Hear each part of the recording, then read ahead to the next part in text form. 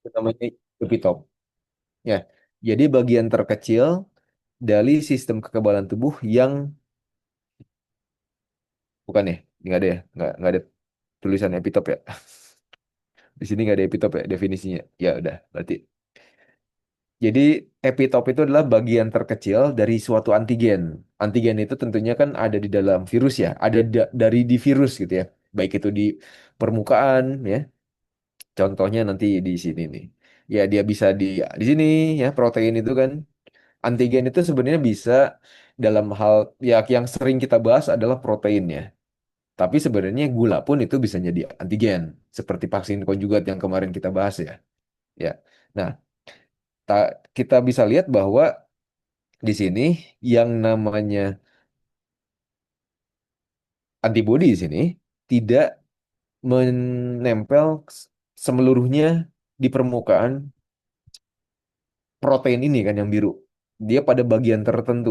Nah, tempat penempelan ini kita sebut epitop gitu ya. Jadi ini untuk yang sel B. Ya, kalau sel T itu epitop itu adalah peptida. Peptida ya. Peptida epitop. Nah, jadi potongan peptida itu kan bagian dari antigen kan. Berarti kan kita kembali lagi ke definisi awalnya tadi. Bagian terkecil dari sistem dari si antigen.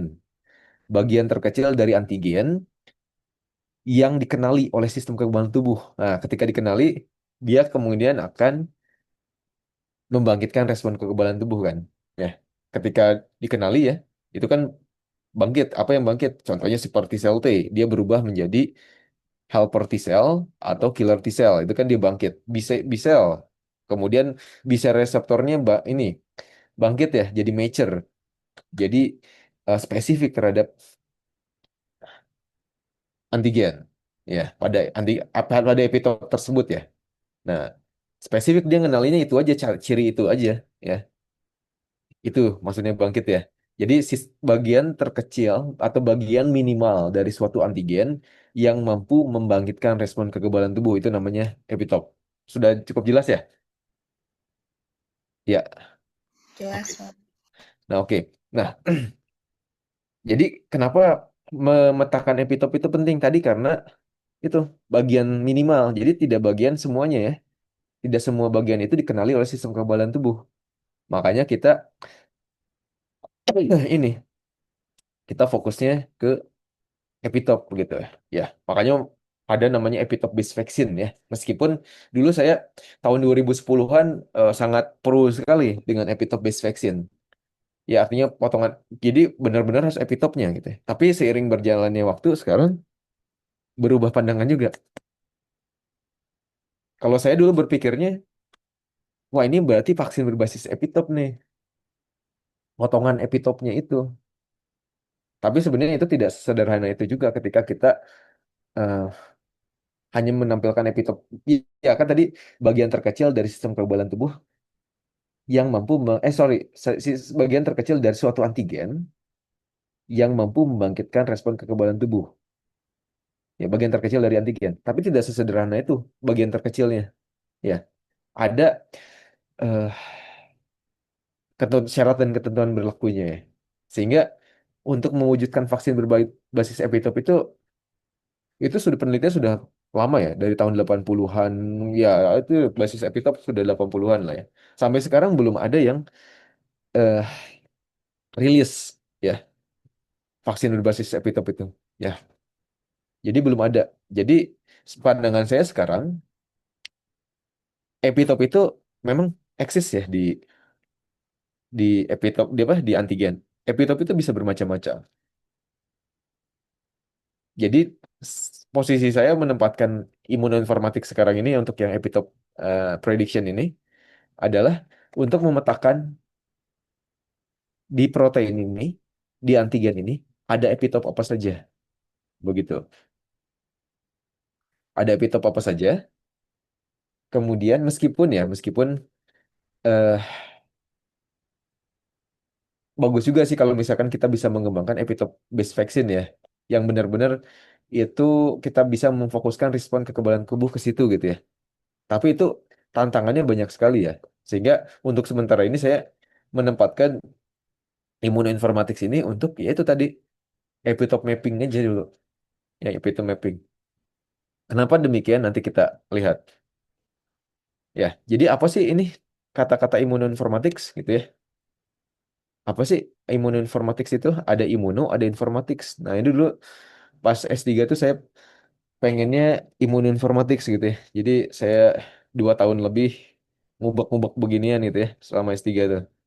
Immunoinformatics gitu. Nah, akhirnya kenalan sama bahasa pemrograman segala macam gitu ya. Karena ini nih. Ya, tapi akhirnya kenalan sama machine learning juga karena ini nih. Karena ngubek-ngubek ini nih selama 2 tahun lebih gitu. Ya sama sebelum mulai S3-nya juga udah belajar-belajar gitu ya. Tapi ya itu berakhirnya tidak jadi ilmu informatics, jadinya bioinformatics struktural ya gitu. Nah, tapi ini kita bisa lihat nanti ya. Apa sih kembali lagi saya nih, apa itu immunoinformatics? Ada yang ke kepikiran apa itu immunoinformatics? Ada immuno, ada informaticsnya. Ada yang kepikiran? Jadi immunoinformatics itu, nah kita ke sini ya. Immunoinformatics, bioinformatics strategies for better understanding of human function ya. Tahun berapa nih? 2003 nih. Orang Novartis yang bikin. Ya, jadi bioinformatics strategi bioinformatics. Jadi informatics itu cabang dari bioinformatics yang digunakan untuk memahami lebih baik sistem kekebalan tubuh. Itu definisi awalnya ya. Yang ini nih, dia tulis seperti ini. Tapi kemudian informatics ini ya ada penjelasan yang lebih lanjut. Jadi imunoinformatics itu adalah imunologi komputasi gitu ya. Itu adalah interface antara computer science dan experimental immunology. Ya, tujuannya adalah untuk menganalisis dan menginterpretasi ya ini imunologi. Tapi kebanyakan immunoinformatics itu digunakan untuk memprediksi epitope.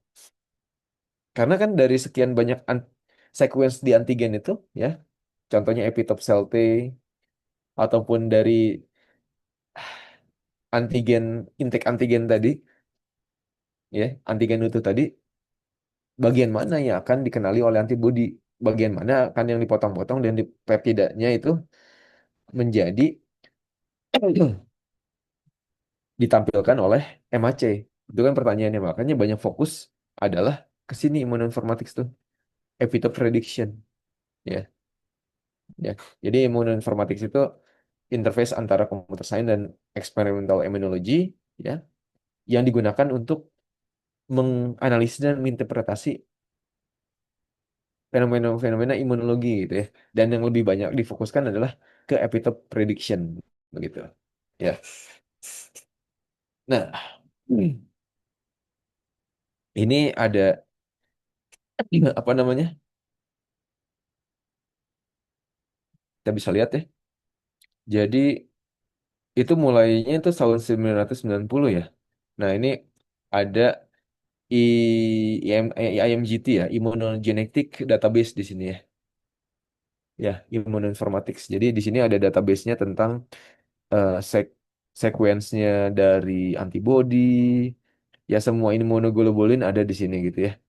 Jadi database-nya semuanya di sini, ada di sini. Di pusatnya di Prancis ini, di Le Franc University kalau nggak salah, di mana? Ya? Iya, gitulah. Gitu. Nah, kemudian kita lihat ke slide 7. Jadi di tahun 2006 ini ada namanya Ropoli ya. Saya lupa R-nya siapa gitu. Itu membuat suatu em, paper namanya Post Genomic Vaccine Development. Karena pada saat itu dulu ya, menjelang tahun 2000-an, kita itu di dunia baru selesai menuntaskan, ya, menyelesaikan sequencing whole genome, human whole genome ya. Jadi human genome itu selesai di sequencing pada tahun dia akhir 90 ya menjelang 2000-an lah, menjelang 2000 ya. Menjelang 2000 tuh baru beres tuh, baru beres. Nah, sehingga sekuensi itu datanya kan melimpah ya, sekuensi dari manusia. Nah, saat itu kemudian dikembangkan juga untuk mensequence ya, untuk sequencing genom dari patogen juga. Hewan, patogen, itu di sequencing juga. Nah, sehingga kalau zaman dulu ya untuk mencari eh, antigen yang bertanggung jawab atau membangkitkan respon kekebalan tubuh itu antigen ya. Karena untuk em, mengembangkan vaksin ya biasanya seperti vaksin konjugat dan lain-lainnya itu kan bisa jadi ada yang kemarin kita bahas yang dilemahkan, ada yang utuh, ada yang sebagian gitu. Nah, itu antigen selection itu yang terutama tadi protein rekombinan ya. Itu kan nggak semuanya diambil.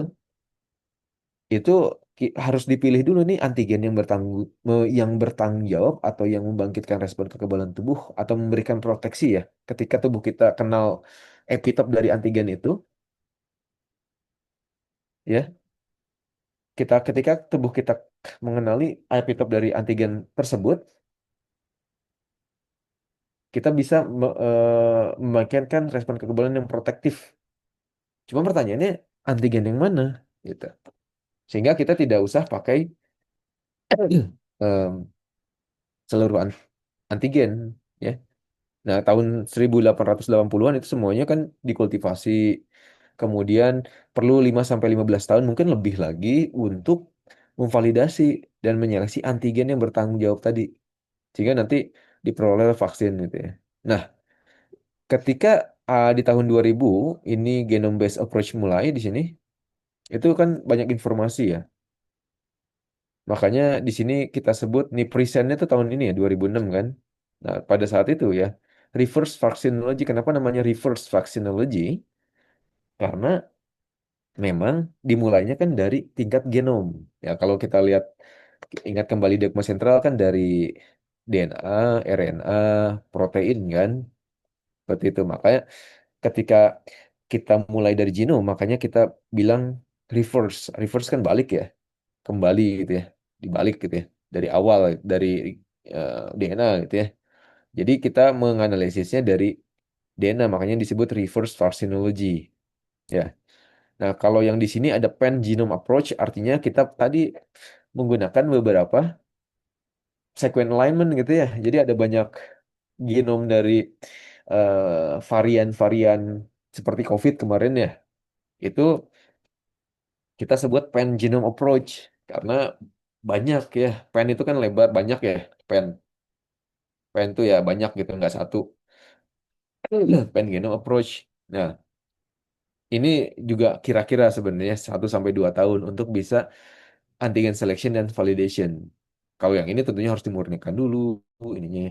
Kalau ini kan langsung tahu nih protein ini urutan ini mengekspresikan protein antigen ini gitu ya.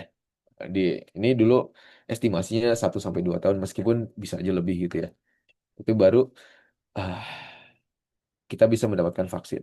Nah, sementara di future-nya itu 2020-an memang sudah terjadi ya. Sebelum tahun 2020 pun sudah terjadi. Jadi ada structural vaccinology. Oh ini dari sequence-nya aja kalau ini structural vaccinology. Jadi kita memang menganalisis antigen itu dari struktur 3 dimensinya.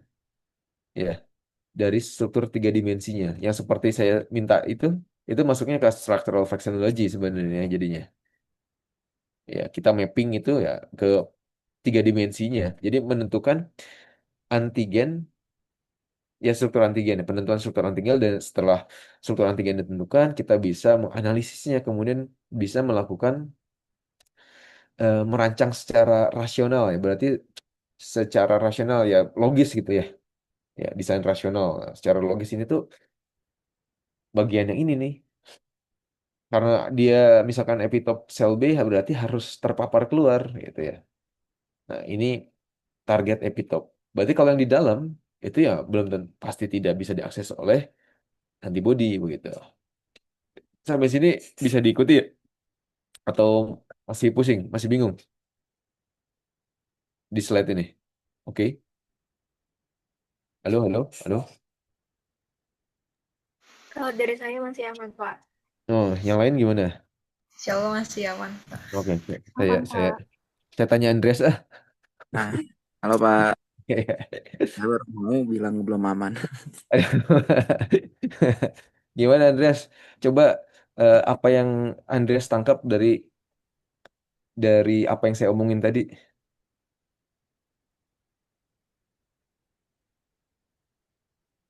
Ayo, Andreas, gimana Andreas? Halo Andreas, Halo Pak, bentar. ini gimana? Eh, Gimana ya? Gimana ya? Ya berarti belum aman ya, Weh. Tadi baru saya mau nanya Pak, udah lah, nggak apa-apa Oh, Pak. nanya apa? Nanya apa? Saya, saya baru mau saya baru mau nanya Pak, coba ulangin lagi dari awal. Ngelesnya bisa aja nih. Mas Bocah. serius, itu saya buka meet buka gitu. Ya, Nah, jadi ini saya menjelaskan tentang vaksinologi ya, yang zaman dulu itu bagaimana untuk bisa kita menyeleksi dan validasi antigen gitu ya. Kalau dulu kan harus dari kultivasi mikroorganismenya, kemudian dimurnikan protein-proteinnya, dicobain itu. Kayak ini menghasilkan respon kekebalan tubuh apa enggak gitu ya. Nah itu seperti itu. Tapi kalau ketika ada human genome itu, sorry, ada sequencing ya, sequencing eh, nukleotida, maka melahirkan genome based approach jadi yang menghasilkan sequence dari genom mikroba yang kita bisa analisis gitu. Dan pengembangan lebih lanjutnya adalah yang sekarang ya, sejak tahun 2000-an juga sebenarnya udah ada itu struktur-struktur ya, tapi belum banyak yang dikristalkan. Dan kita ini eh, sedang di era ini sebenarnya sudah lebih lewat lagi ya masanya. Hmm. Gabungan antara ini dan ini sebenarnya kita ya sekarang. Menggabungkan antara yang sequence based dan structural based. Jadi kita secara logis bisa merancang atau bisa menentukan target epitope ya, sehingga pada akhirnya kita bisa merancang suatu vaksin gitu ya. Meskipun itu tidak semudah yang saya katakan tadi ya. Tentunya banyak pertimbangan yang sebenarnya itu jadi banyak gapnya juga yang perlu diisi ya. Ya. Jadi kita juga nggak semudah ini, oh strukturnya ini, epitopnya ini, ketemu epitopnya ini udah beres, belum tentu itu juga. Gitu ya. Nah ini slide ini menggambarkan perkembangan vaksinologi ya. Zaman dulu, kemudian tahun 2000-an, kemudian sekarang gitu ya. Ini artikelnya sudah sangat lama ya. Ini kayaknya baru umur masih balita atau batita nih kayaknya. Pada lahir tahun berapa sih nih? Ini 2006 nih. Di Haji 2022, 2023. Berarti 2004 ya lahirnya. 2003, 2024 ya? 24 ya pada lahirnya. 2005, Pak. Oh 2005. Iya sih, At- Pak, 2005. Oh 2005. 2004 kok. Oh Najmi 2004. Vira. Oh Najma, Vira. saya Tapi juga yang 2004, Pak. oh sama. Ya berarti masih batita bener ya? Masih batita ya? Balita ya? Iya ya, ini udah sangat tua sekali ya ini papernya. Nah, sekarang kita lebih lanjut dari sini sebenarnya. Tapi untuk yang generative AI yang seperti pakai RF diffusion itu tidak bisa dikembangkan juga sebenarnya. Iya, pakai RF diffusion untuk mengembangkan vaksinnya. Cuman vaksinnya jadinya vaksin rekombinant sih. Ya, vaksin rekombinant. Atau sebenarnya bisa juga vaksinnya dibuat seperti itu supaya wiring, kan kalau misalkan di slide yang kemarin untuk antibody itu dia di mana ya? Saya lupa kemarin filenya kuliah yang kemarin. Eh di mana ya? Tulis imunologi coba. Nggak ada ya? Ada yang imunologi nggak nih ini? slide-nya. Cytoskiometrik. Nah, slide-nya lupa disimpan di mana. Cari dulu deh. Oh ini nih, lecture.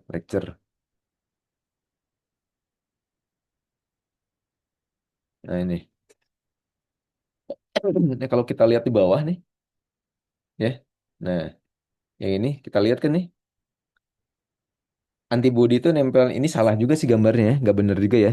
Harusnya di pinggir sini ya, di ujung bukan di titik tengahnya. Jadi kalau lihat ini, itu kan antigen itu berulang ya. Jadi dia bisa teraktivasi ya.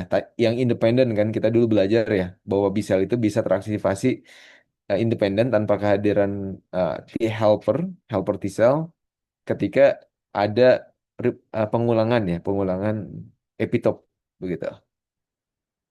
Nah, ini kita bisa juga engineering ya pakai sebenarnya bisa pakai protein rekombinan atau kita titipkan ke adenovirus, kita buat juga sebagai vaksin DNA, pakai vaksin mRNA itu juga bisa sebenarnya. Kalau misalkan ada proteinnya itu kita bisa saja diubah jadi platform yang jenis lain ya. Karena kan antigennya yang penting antigennya yang mana gitu ya. Nah, oke. Ya, oke ke situ. Ya, jadi imunoinformatics itu lebih banyak ke prediksi epitop.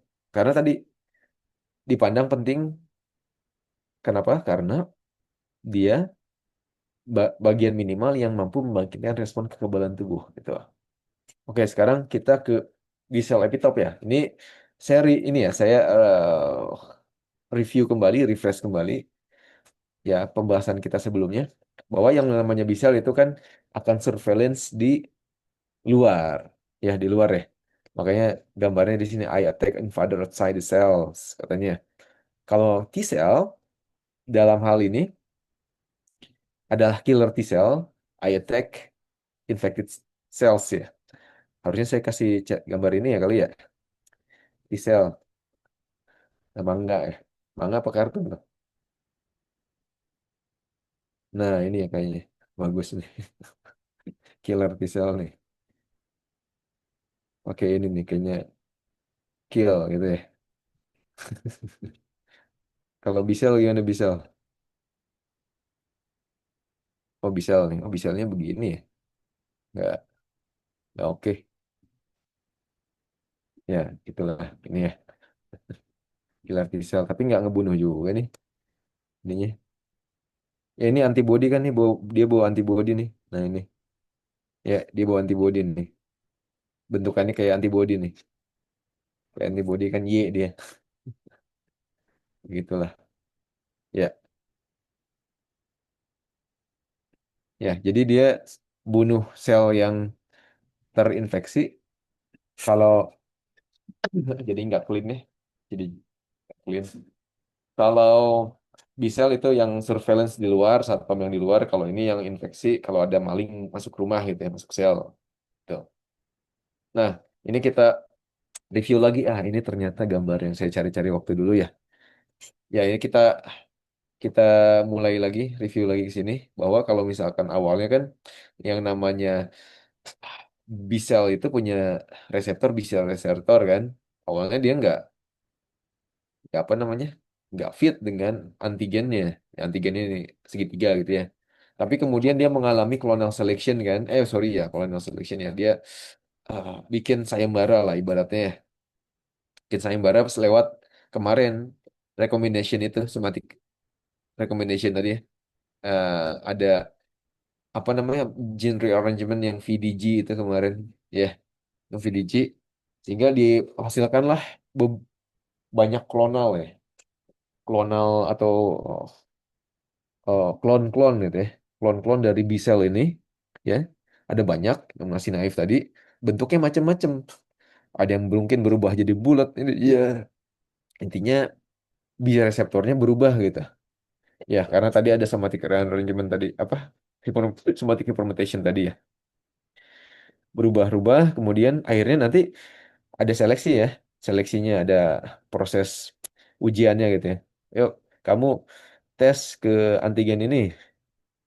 oh ini nggak fit nih, yang ini kotak, ya silakan bunuh, silakan mati gitu. Kemudian kalau yang bulat juga nggak pas, berarti ya disuruh apoptosis dia. Ya, kemudian kalau yang ini ada yang pas fit gitu. Nah, ini yang kemudian diselamatkan. Yang akhirnya selamat, yang sisanya semuanya mati gitu ya. Kemudian ini nanti tentunya tadi ya dengan bantuan dari helper T cell lewat CD40 ya. Nah, CD40 terus kemudian kan ada CD40L gitu. Nah, ketika terjadi ini juga ada bantuan ini, maka dia bisa membentuk namanya memory cell yang di sini. Ya. Nah, tapi sebelum ke sini dia akan berproliferasi, kemudian akan berubah ya, diferensiasi menjadi antibodi. Antibodinya ada yang IgM dulu, kemudian nanti IgG, kemudian ada jadi IgA gitu ya, IgA. Ya, artinya ada antibodi switching ya, switching dari bentuk antibodi ya. Gitu. Isotype-nya ya, isotype switching. Awalnya biasanya kalau awal infeksi dia IgM dulu, baru setelah itu IgG. Ya, seperti itu. Ini kan kita refresh aja yang sudah kita bahas sebelumnya ya. Nah, ya kita lihat lagi slide yang ini sama kan, mirip. Rasanya pernah ditampilkan. Jadi antibody itu ada FC-nya di sini. FC itu, ya antibody itu kan sebenarnya ada 4 domain di sini. Yang sama ya untuk yang high, yang heavy chain ya. Yang ini constant region, variable region di sini untuk yang heavy ya. Kemudian di sini ada ikatan SS-nya ya. Nah, kemudian yang ada juga yang light chain-nya. Di sini ada constant region-nya ya, constant domain-nya ya. Kemudian ada yang light chain-nya di sini. Di light chain ini variable dua-duanya, ini pun variable. Nah, untuk antibody ini kita sebut dengan paratop nih ya. Ini kita sebut dengan paratop. Ya, ini antigen kan tadi definisinya apa? Epitop adalah bagian minimal dari antigen yang dikenali oleh sistem kekebalan tubuh. Ya, akhirnya membangkitkan respon kekebalan tubuh karena dikenali. Bagian mana yang dikenalinya? Yang berpapasan ini. Ya, yang berpapasan ini kita sebut dengan epitop. Ya, bagian yang berpapasan ini kita sebut dengan epitop. Itu namanya epitop, sementara bagian yang mengenali epitop disebut paratop. Nah, atau kita sebut juga complementary determining region ya, atau CDR. Ya, jadi gimana Andreas? Epitop yang mana epitop? Halo Andreas. Yang biru, Pak. Yang birunya belah mana nih? Sebelah kiri, Pak. Yang kirinya sebelah mana, kan ada banyak nih. Yang paling atas, di atas Parato, Pak. Oh, yang mana? Yang ini, yang nomor satu, nomor nih saya bilang ya. Yang ini nomor satu, ini nomor dua, ini nomor tiga, depan nomor empat. Nomor 4, Pak. Oh iya iya iya ya ya. Aman ya, berarti aman. Aman, Pak. Nah, oke. Selanjutnya. Nah, ini berarti yang namanya antibody dia mengenali antigen atau epitop ya, benul epitopnya itu bentuk berdasarkan ruang kan, ini berdasarkan ruang ya. Nah, kalau kita lihat berarti secara ruang dia bisa sekuensi seperti yang kemarin kita lihat ya. Sekuensinya kalau kita lihat urutannya dengan itu jauh ya. Ternyata secara geometri dekat kan kemarin. Ya enggak? Yang kemarin tuh di kamera ya.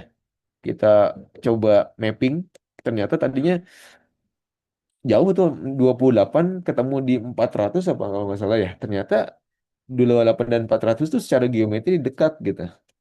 Ya.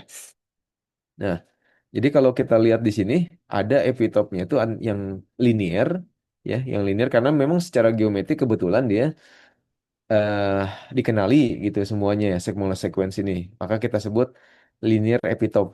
Ya, jadi kalau misalkan epitopnya ini kita eh, yang linear ini dikenali oleh CDR dari antibody. Maka kita sebut ini adalah linear epitop. Tapi bisa saja kan yang dikenali itu adalah bagian-bagian terpisah gitu ya, yang berjauhan secara sequence. maka kita sebut adalah discontinuous epitope.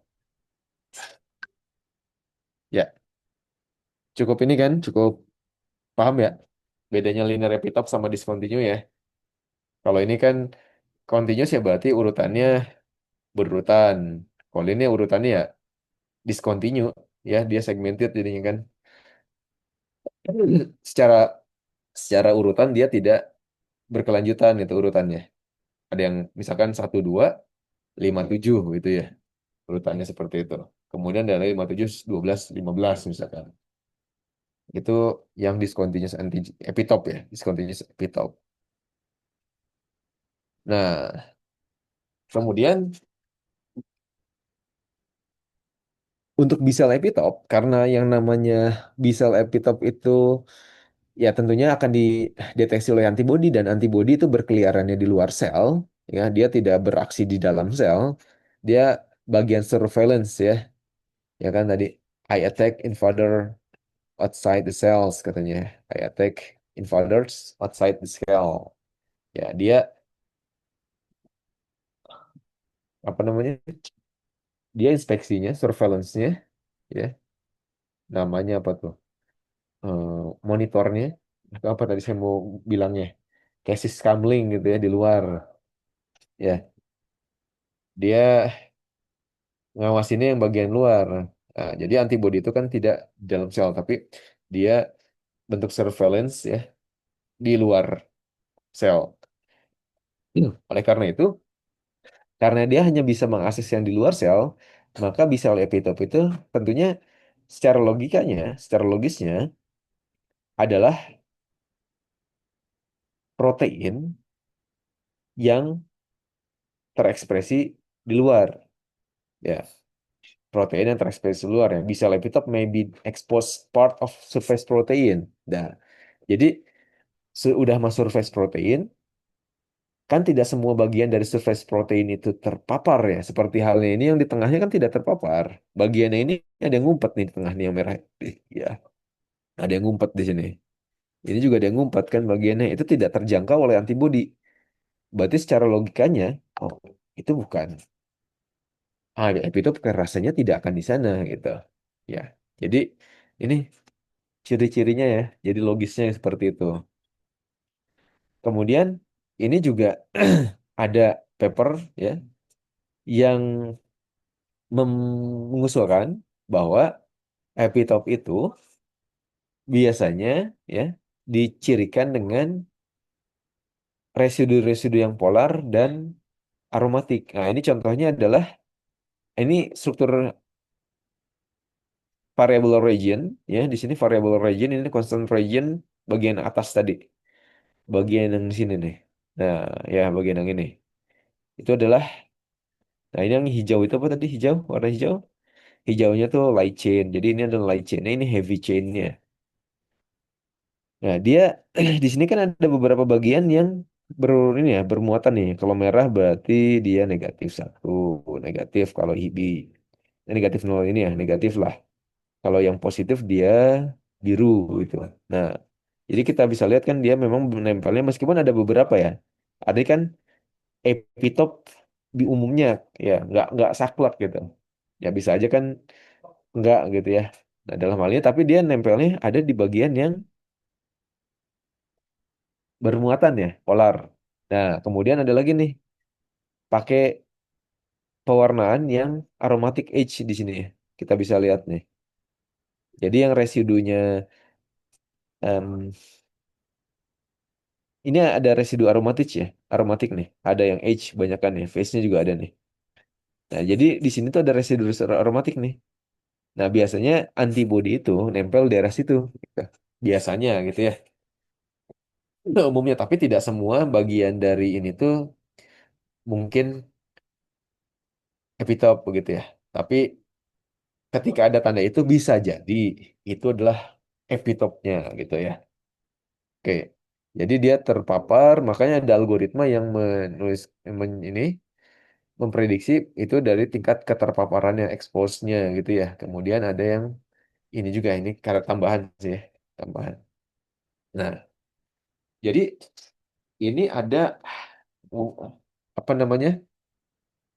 Nah, discontinuous epitope ya. Nah, discontinuous epitope dari, jadi ada ininya, ada browsernya ya, ada web base-nya. Sorry, bukan browser ya. Ada web base-nya, web servernya untuk memprediksi epitope. Nah, ini pakai ada namanya Discotope. Coba ini ya. IDB, coba nanti buka aja IDB. IDB. Nah,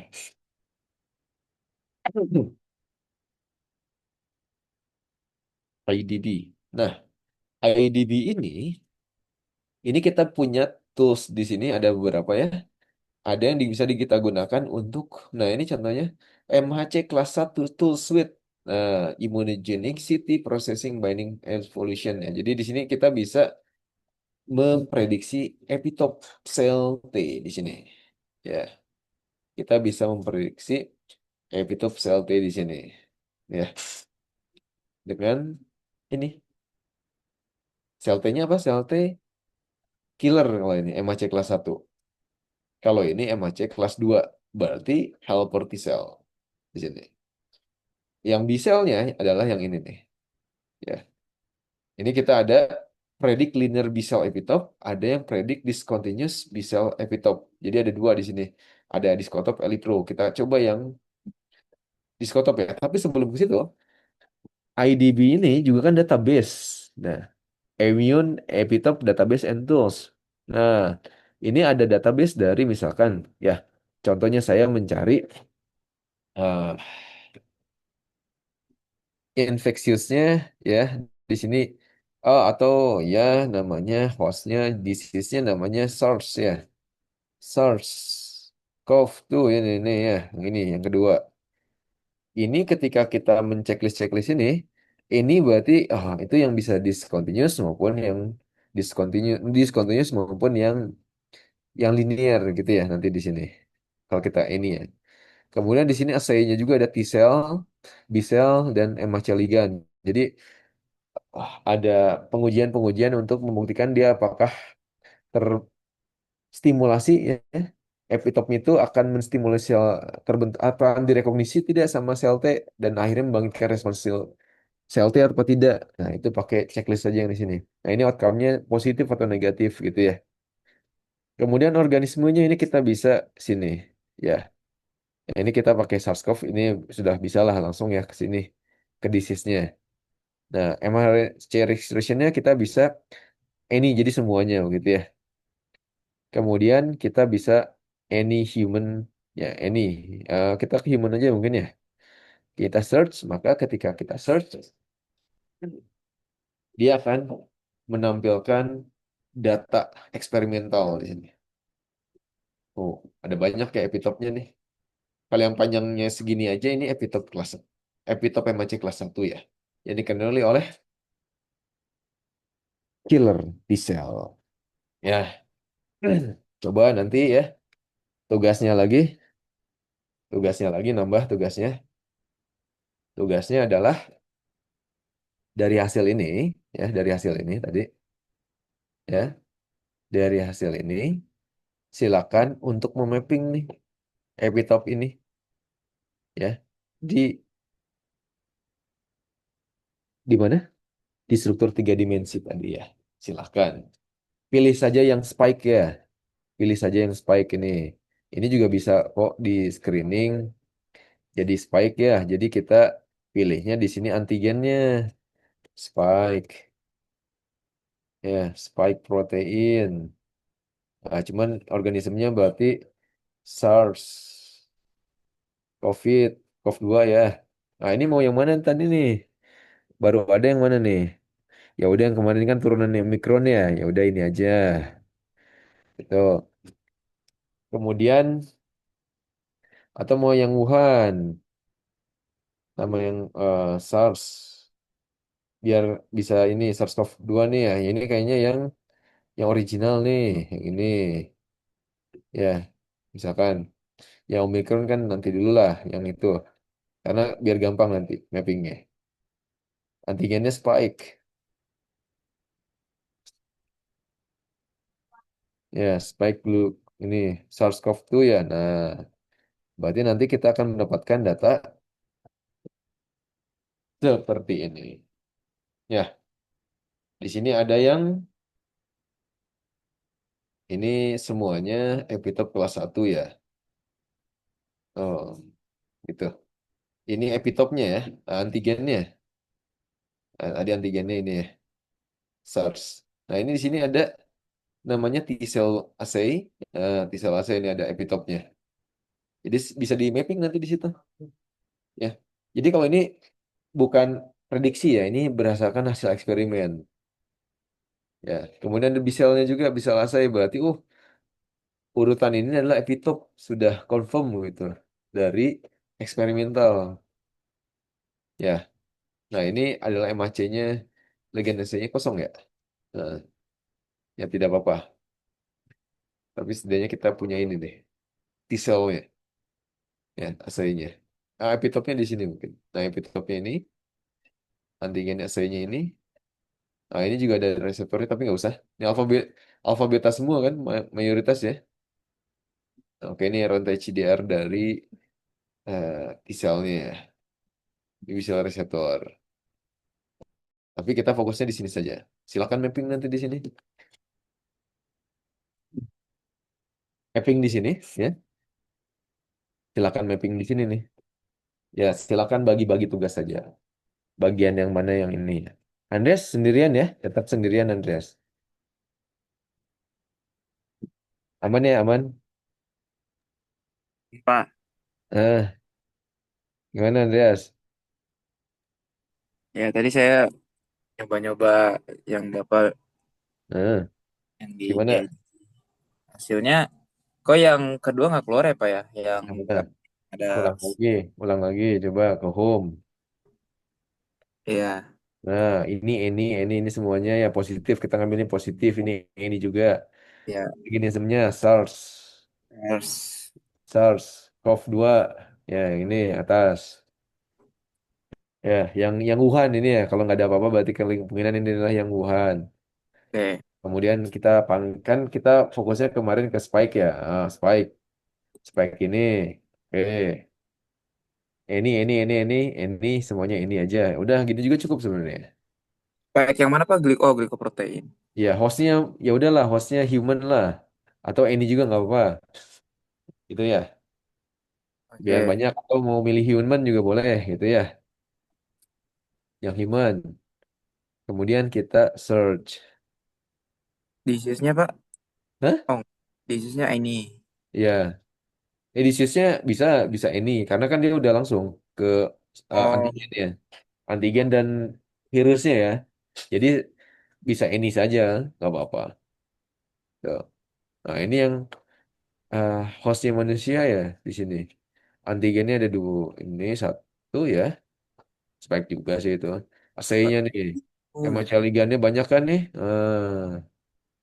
Tuh ada HLA nih namanya HLA 0201. Nanti kita lihat ya.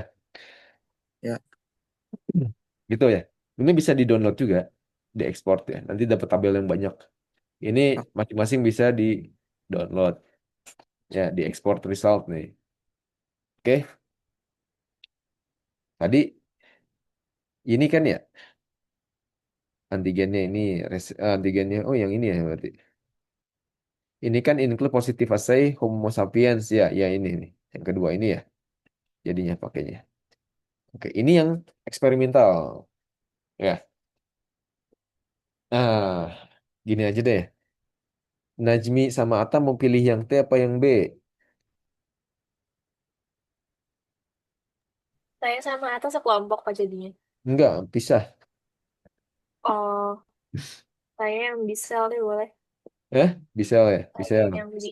Ini karena 21.000 ya, tapi tenang, ini banyak pengulangan ya, banyak pengulangan ya. Jadi nanti di-download saja di sini export result ya. Karena ini kan ada banyak pengulangan, ada bagian epitop pengulangan ya. Nah, nanti kan bisa di merge ini ya, remove duplicate ya, pakai Excel ya. Bisa kan? Bisa kan ya? Coba Nanti dulu Pak. di-download, diekspor, nanti kan ada yang sama nih. Coba saya download dulu ya. Oh, semuanya lah, ekspor. jadi Excel. Nah, mana ini segmennya?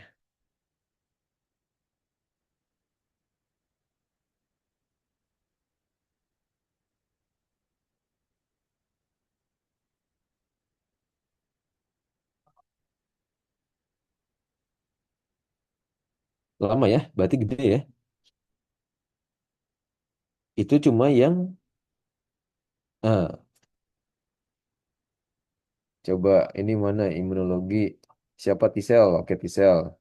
Jadi ini udah bukan MHC lagi ya, bukan peptida yang dipresentasikan oleh MHC, tapi ini peptida yang peptida yang dipresentasikan oleh MHC dan dikenali oleh T-cell ini. Jadi udah confirm ini adalah epitop sel T. Kalau yang ditampilkan di MHC itu masih ya 50-50 lah.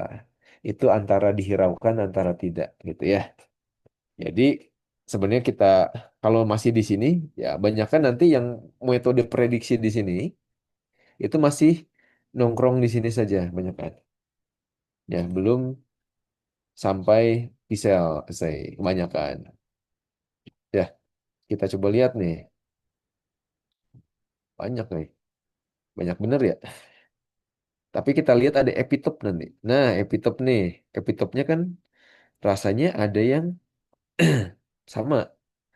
Jadi kita bisa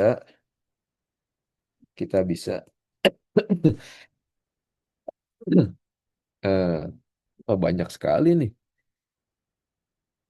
ininya ya banyak sekali. Jadi kita bisa data em, ini kayaknya bisa lupa saya di mana ya. Nah ini kayaknya nih remove duplicate nih remove duplicate yang mana? Yang mana coba remove duplicate-nya? Yang epitop mana epitop? Apa itu batasnya mana epitop nih? Epitop. Oh sama di sini ya sampai masih jauh ya? Masih ada juga samping-sampingnya ya. Nah ini nih berarti dia namanya epitop name. Wow banyak sekali nih. Oh banyak sekali nih. Oh masih banyak ini. Wah banyak sekali.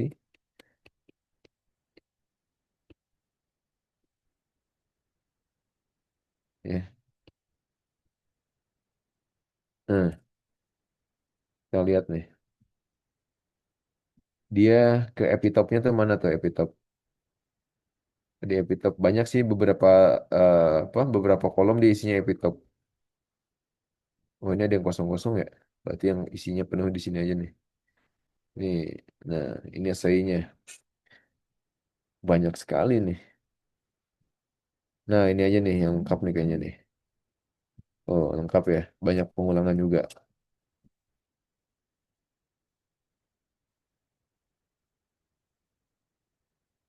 Ya silakan ini. Jadi ke asai antigen ya. Coba di mana ini? Asai. Lah, asai. Mana ya? Oh, banyak sekali nih.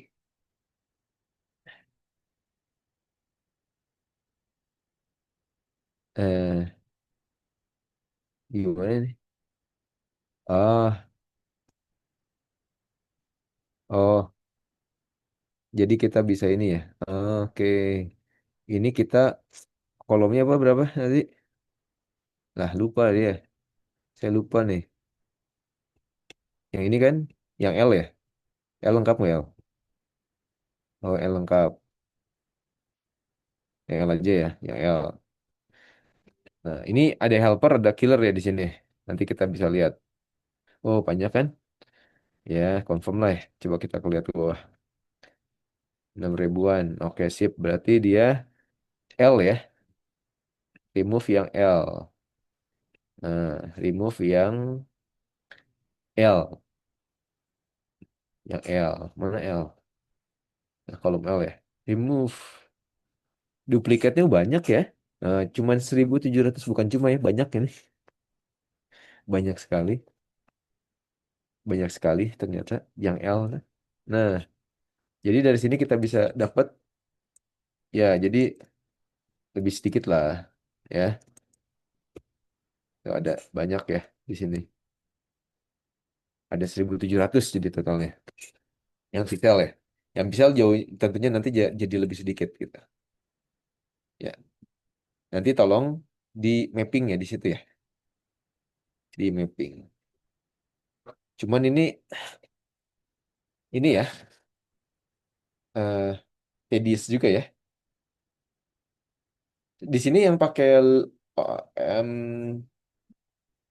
siapa? Yang pakai Windows siapa? Yang pakai Windows. Saya pakai Windows, Pak. Ambil aja ya.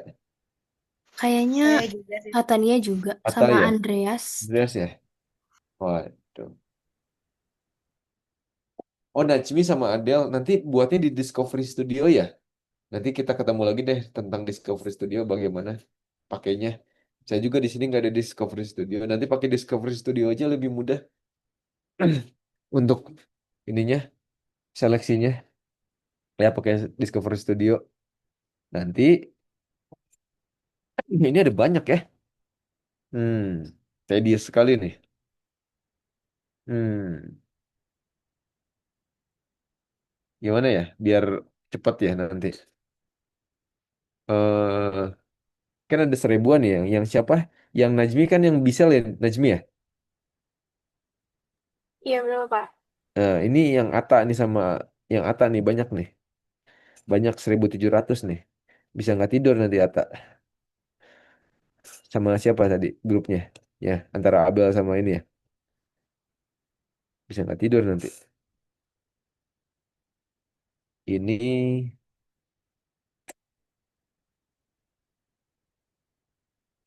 ini epitop semua nih. Nah, yang ini nggak usah lah yang ini nih. Yang ini nggak usah nih.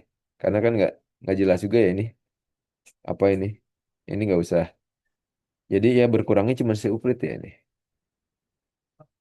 Sisanya ini ada mutasi ini juga nggak usah gitu ya. Gitu. Wah, sisanya banyak ya. Bisa mabok ini Ata nih.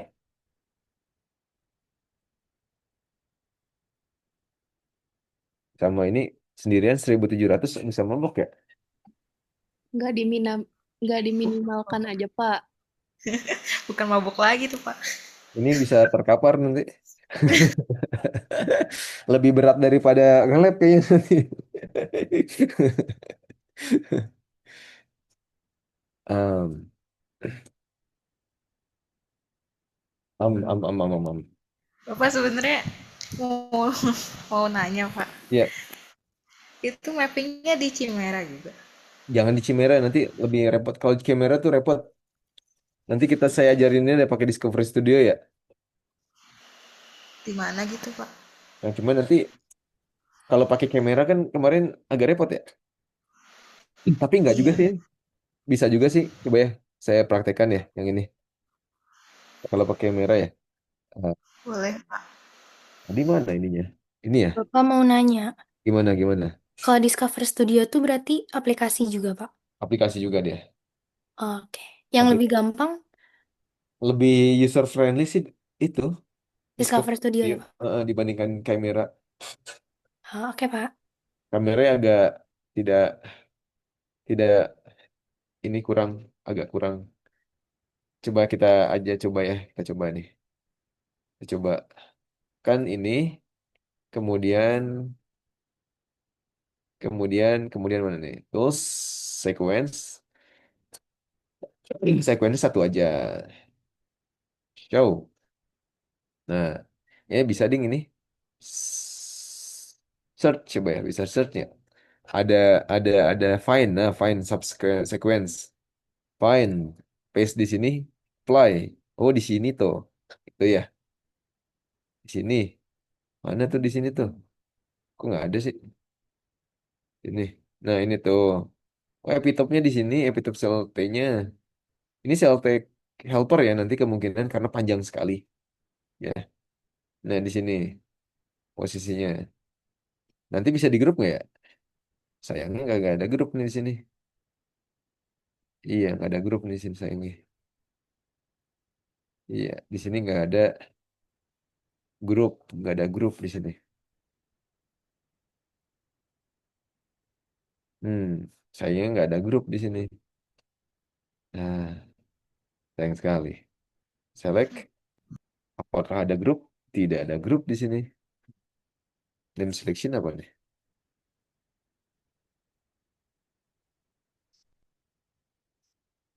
Oh, ya. Apply. Iya, gitu. Cuman sayangnya di sini nggak bisa di grup. Kalau di sini ya, sayangnya tidak bisa di grup. Padahal kan nanti dari sini kita bisa eh, menggrupnya. Jadi kalau misalkan mau satu saat mau ngeklik lagi, ah itu bisa langsung diklik dengan cepat begitu. Ya, oke. Itu ya. Nanti pakai Discovery Studio aja deh.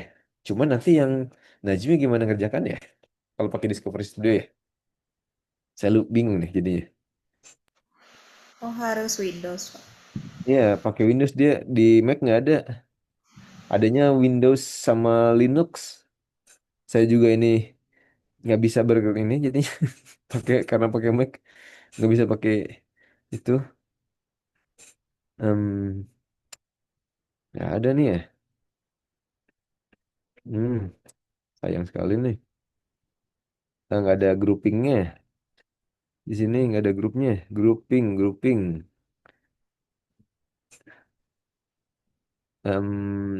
Grouping, grouping. Nggak ada. Nggak ada grup ya? Nggak ada.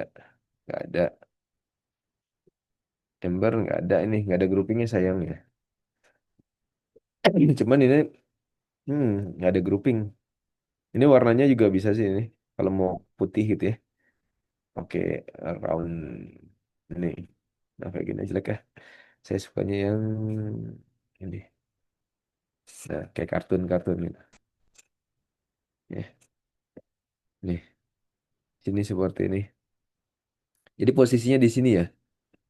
Nah, kemudian ada banyak lagi tadi posisinya di mana gitu ya. Entah di mana gitu ya.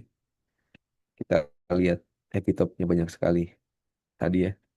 Posisinya di mana? Semuanya jangan-jangan epitop ini. Jangan-jangan semuanya epitop nih. Jangan-jangan semuanya epitop nih.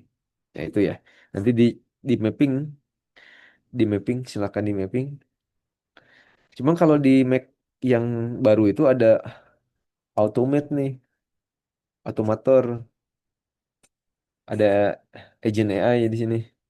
Ya kayak macam workflow gitu ya. Nanti kita bisa bikin eh apa namanya? Mana sih automator? Jadi kita bisa bikin workflow gitu. Workflow nanti bikin cuman kamera ada nggak nih kamera? Nggak ada kamera tapi sayangnya ya. Application. Applicationnya apa nih? Oh bisa kamera. Oh nggak bisa. Kamera nggak masuk di automator. Sayang sekali.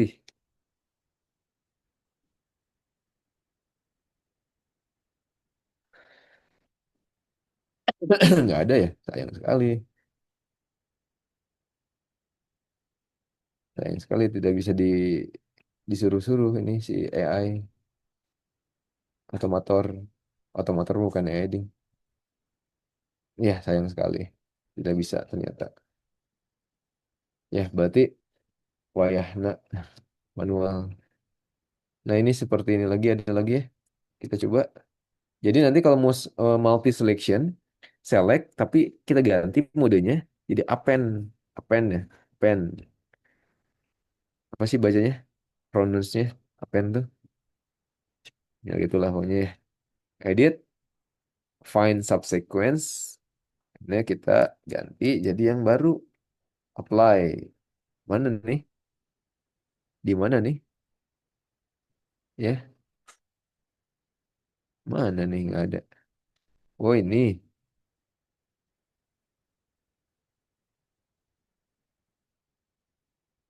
Nah, ada dua ya.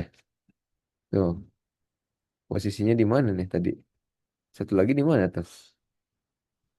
Kita cari coba pakai actions, atom, show only, ini show only sphere biar lebih jelas. Nah, posisinya di sini sama di situ doang. Cuman satu. ini sama di sini. Itu tuh di mana aja sih? Oh, dia saling berdekatan ya, meskipun berjauhan ya. Iya Oh kayaknya iya nyambung. tuh. Beda tuh, dia beda. Beda nih. Rada beda. Satu di mana? Satu di sini, satu di sini.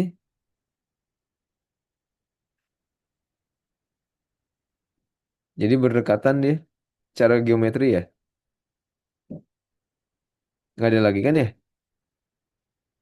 Dia bukan bagian yang, iya, sini sama sini. Ya ini bagian, kalau ini bagian yang hilang yang merah-merah ya. Ini kan posisinya tadi nggak hilang kan? Nggak hilang dia, nggak hilang. Ini dia nggak hilang. Ini juga nggak hilang. Posisinya dekat berarti memang di situ. Itu epitop juga tuh. Ya, jadi oh posisinya di sini nih, satu di sini, satu lagi di sebelah situ ya memang beda, cuma berdekatan. Itu epitop semua itu. Hmm, ya, ya udah deh. Penawarannya gini nih, minimalisirnya. Kalau yang CLT kan lumayan banyak ya. Yang CLT banyak kan. eh yang helpernya aja deh. Ya, yang helpernya aja. Yang helper T-cell-nya aja.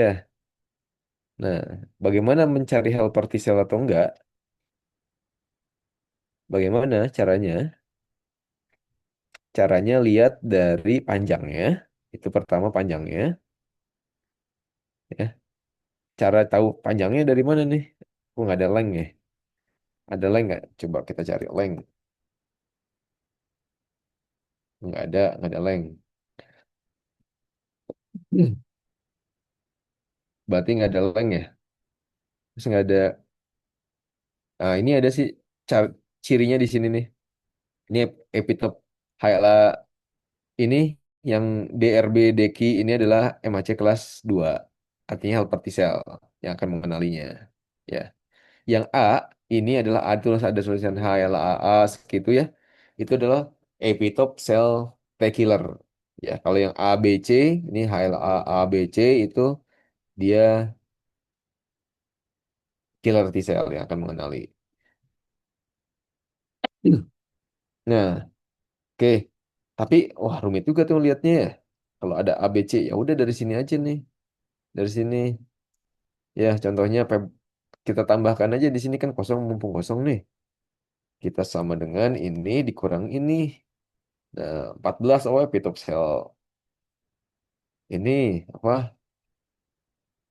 Ya jadi kalau misalkan kita punyanya 9, 9 mah kelihatannya epitop sel T killer. Ya, kalau 89. Kalau yang lebih dari kalau 10 masih sel T killer ya. 13 ini coba ya dipastikan dulu dia apa?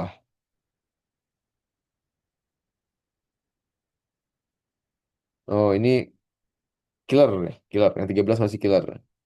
Cuman kalau udah belasan di atas 13, oh itu helper ya, confirm helper ini. Ini helper nih, ini helper, ini kayaknya helper. Kita lihat. Oh, masih killer ternyata. Oh, dia ternyata ini epitopnya epitop gabungan dia di sini. Ya, oh ternyata dari panjang pun tidak menjamin ya, tidak menjamin. Tidak menjamin. Lalu bagaimana dong? Biar gampang. Begini aja, kita tambah, kita tambah kosong aja, kolom kosong di sini ya. Oh, ini panjang tuh. Ada kelanjutannya. Ya, ada kelanjutannya ternyata. Ada multi epitop ternyata. Ini. Ya, panjang sekali, Pak. Panjang sekali, Pak. Nah, intinya Mas ini semuanya HLA. Oh, HLA-nya HLA yang kalau nggak A yang B gitu ya di sini atau C di sini. Oh, ini panjang sekali nih. Nah, kalau misalkan seperti ini bisa saja. Ah, Ini ya ini ya banyak banyak yang mengenalinya di sini. Nah, kalau gini bisa saja dibuat, cuman ini harus dipanjangin dulu karena dia nanti bakalan banyak ininya, ya. Atau kita bisa pakai karena ini pengulangannya banyak sekali. Contohnya ya, saya mau yang ini nih. Contohnya, jadi saya teks kolom aja gitu, pakai teks to kolom. Oh, atau jangan teks to kolomnya, jangan pakai yang ini, pakai caranya fix.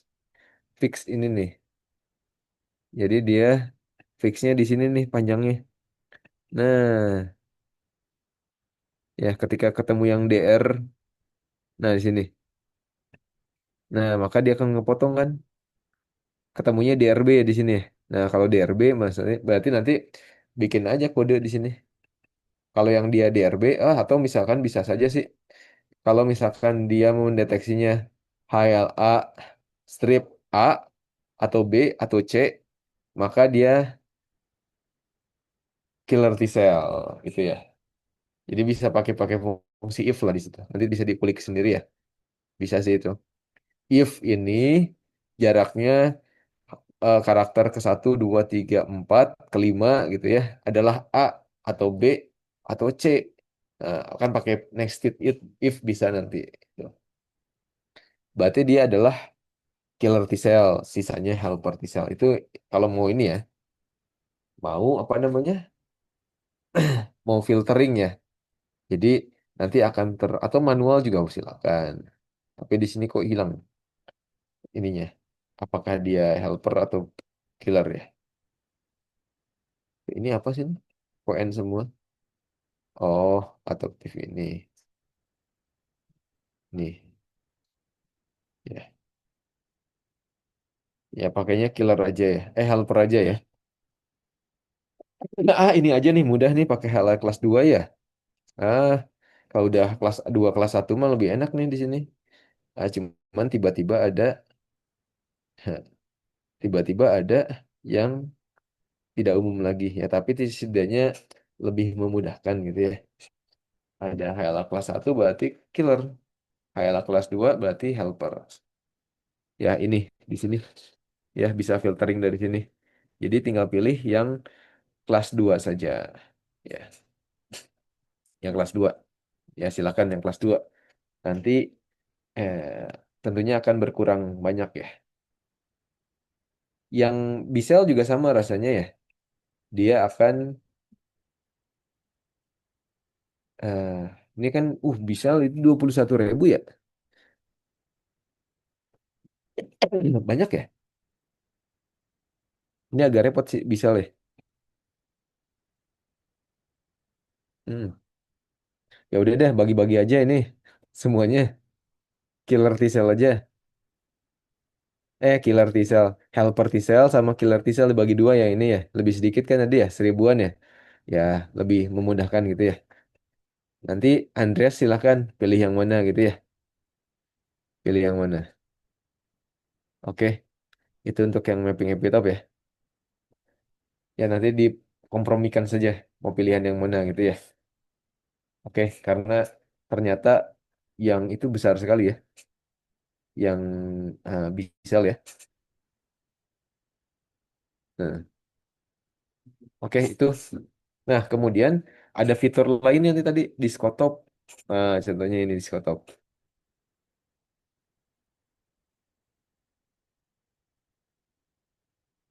Nah, ini tadi apa namanya kode PDB-nya yang di sini? Lupa saya. Kita lihat dulu deh. Namanya XVX 6 VXX ya, 6 VXX. 6 VXX. CN aja lah. Kita pakai default ya versinya. Oh, versi 2 deh lebih bagus sebenarnya kalau 2. Kita submit dari Skotop ini. Wah, bentar lagi udah mau beres aja nih. 3:30. S3.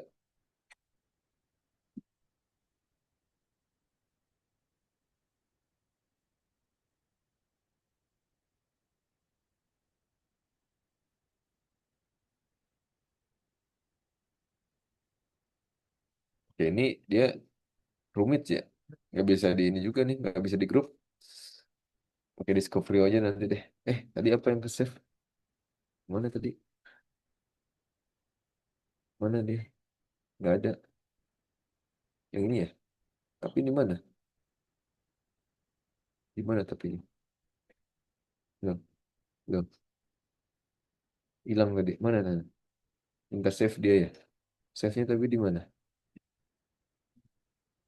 Udah deh ini lagi. Nah ini dia. Ini Tisal juga ya? Bukan Bisal ya? Kan saya mintanya,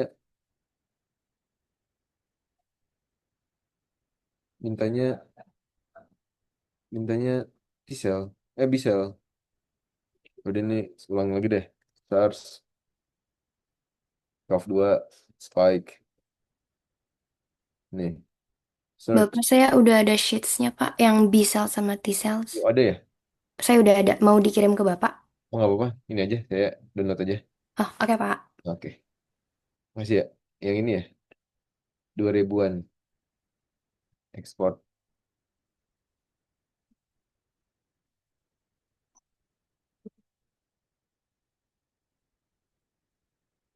Oh, ini udah dikirim sama 26.000 ya, Andreas. Oh, ini mah nggak aman ya, 26.000 ya.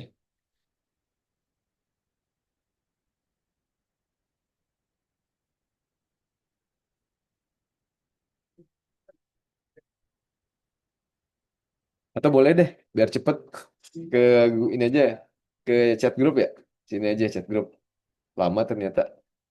Boleh, boleh, boleh. Oh, bilang. Lama ternyata saya kira nggak selama ini. Baik Pak, sebentar ya Pak. Oke, sip. Oke, itulah udah ya. Jadi kita ke Diskotop. Nah, kalau Diskotop itu adalah dia dari eh, keterpaparannya. Ini ada skor keterpaparannya nih. Jadi ini adalah skor sebenarnya keterpaparan. Ya, jadi keterpaparan apa? Expose gitu. Diskotop tuh di sini. Oh, nggak usah ternyata bisa ya. Makasih, makasih. Udah di ini ternyata. Udah ke download. Makasih ya, Mobil. Punten. Oh, udah ya, nada ya? Double. Wah, ada nih. 2,3. Ya udahlah. Makasih, makasih. Punten. Buat teman-teman yang lain nih, silakan download.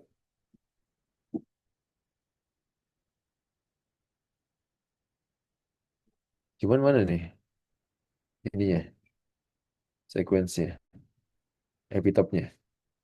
Discontinuous. Oh, ini karena discontinuous ya jadinya begini nih. Discontinuous agak repot memang.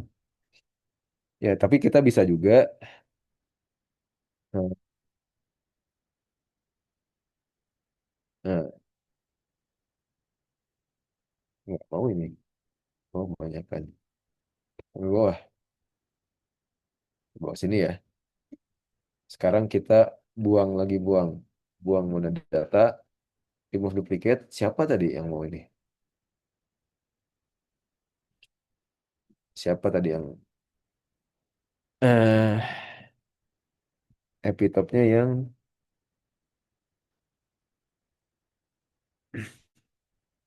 epitop mana epitop?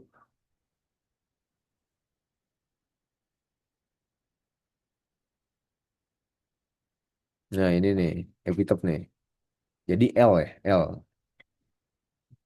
Salah. Ini L. Yang L ya. Yang L mana L? Ada berapa sih sebenarnya? Oh, cuma dua. Cuma tiga ternyata. Cuma tiga ternyata. Beneran itu? Cuma tiga. Diulang. Tapi ini enggak juga, enggak diulang-ulang ya. Kan ini yang L kan? Yang L kan? Beda, masa cuma tiga? Kenapa hilang? Kolom L, betul kan L? Yang remove duplicate. Oh. Udah 3.000. Banyak ya. Udah kebanyakan. Yang itu aja tadi ya. Yang apa namanya? Yang mana tadi saya masuk? Yang killer T-cell sama helper T-cell aja ya. Tuh, oke. Nah ini kalau ini prediksi. Kalau tadi kan sudah tervalidasi dari eksperimen. Kalau ini prediksi saja. Ya prediksi saja di sini. Jadi kita bisa lihat nih. Oh bagian yang sebelah sini aja nih. Yang tengah ini aja yang positive prediction. Kita bisa lihat table view-nya. Oh ini dia nih urutannya. Ya, yang merupakan epitop nih yang hijau nih, yang hijau ini nih. Ya, yang hijau ini adalah epitop discontinuous. Ya, selain itu kita bisa juga lihat dari aspek tiga dimensinya.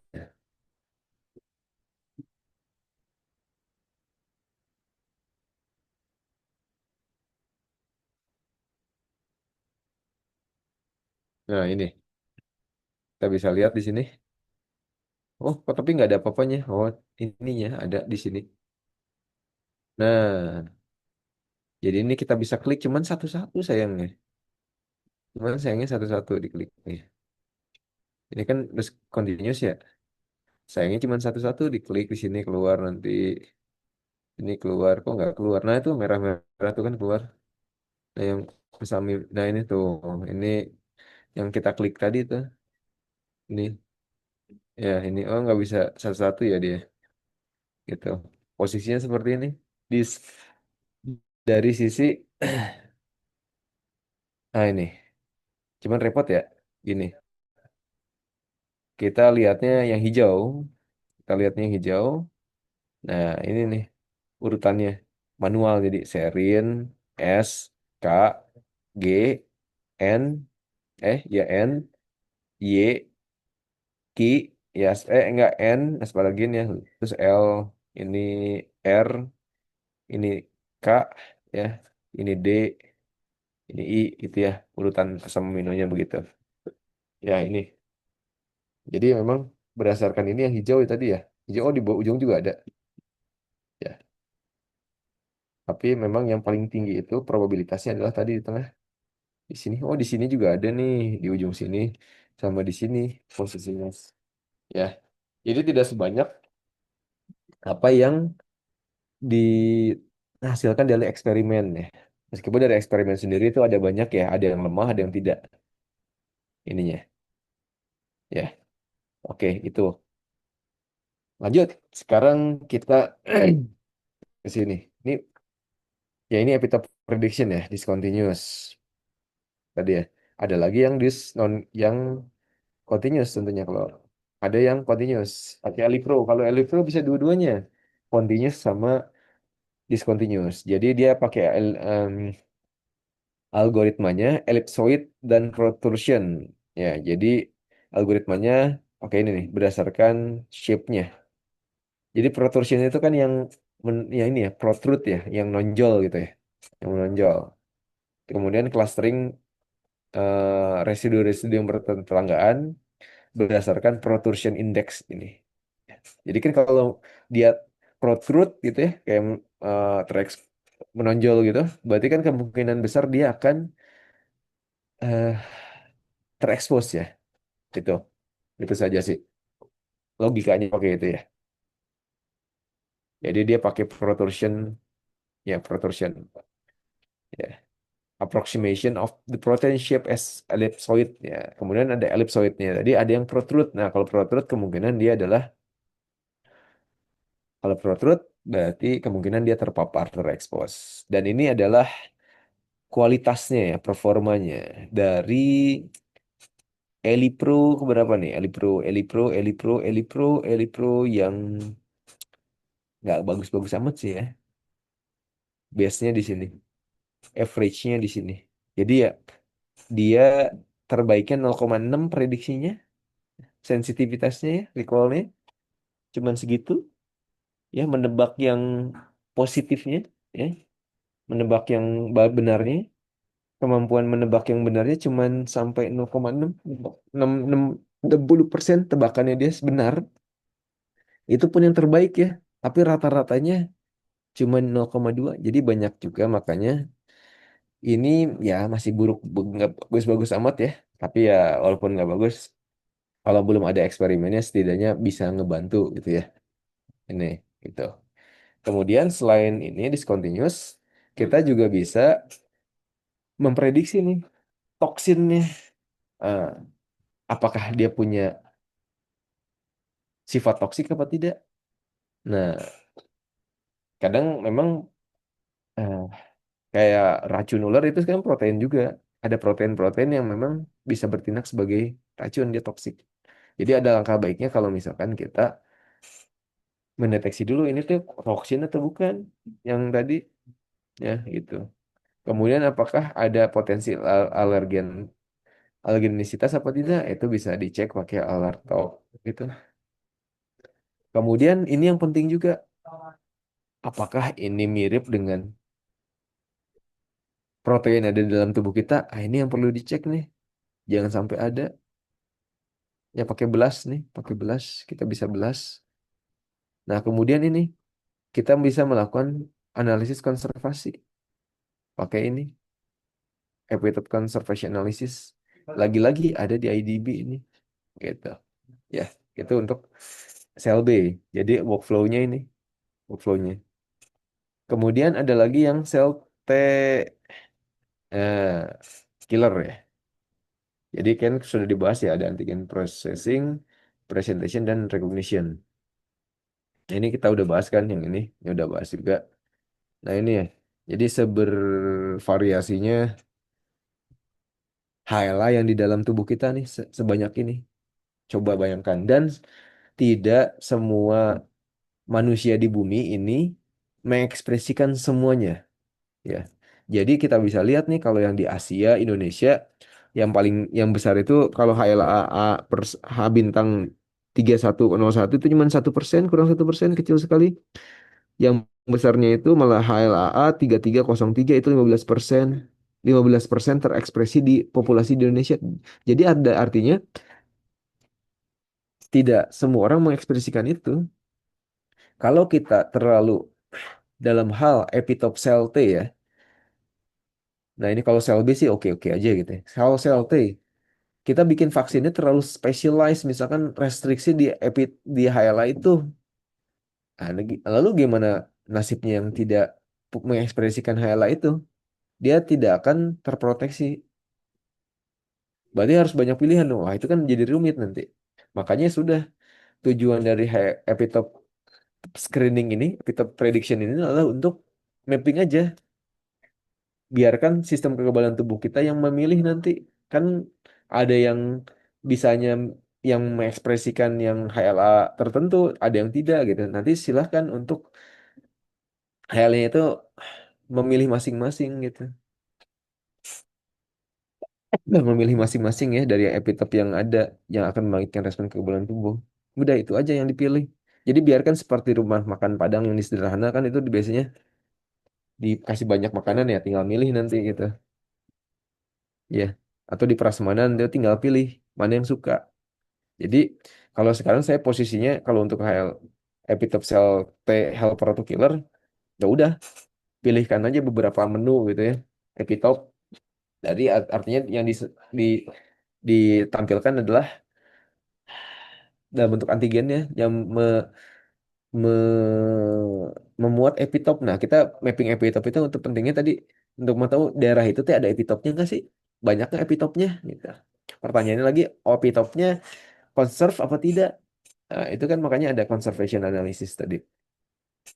Nah, kemudian ini pernah kita bahas juga ya kalau HLA AMAC kelas 1 dia tertutup kan kiri kanannya. Ya, kalau yang kelas 2 dia mengambai gitu, ya, menjuntai ya. Seperti ini, ngambai gitu ya. Apa namanya? Ya, flanking residue gitu ya. Oke, kayaknya udah over ya. Tadi saya terlambat sekitar 7 menit ya. 7 menit ya, cukup lah. Ya, oke. Itu ya, nanti kita ketemu lagi. Kita ketemu lagi deh. Ya, nanti kita ketemu lagi ya. Oke, ya. Nah, kalau Najmi besok kemana Najmi? Besok ke PPBS, Pak. Oh, PPBS ya ini ya, yang praktikum itu ya? Bukan ya? Iya. Oh ya, praktikum ya. Ya udah nanti ketemu kali sama saya. Iya, Pak. Harusnya ketemu sama Bapak. Heeh, heeh. Udah, nanti kan bisa sekalian ya. Hmm, oke, itu ya. Sampai sini dulu. Kita nanti lanjutkan kuliahnya. Ya udahlah, saya kan baru 6 pertemuan ya, sampai 7 pertemuan deh. Ya, ya, gitu. Oke, makasih semuanya. Semoga tidak mabuk. Ya, Assalamualaikum warahmatullahi wabarakatuh. Waalaikumsalam warahmatullahi Assalamualaikum wabarakatuh. warahmatullahi wabarakatuh. Ya, Terima Terima kasih kasih, banyak, Bapak. Pak. sama-sama.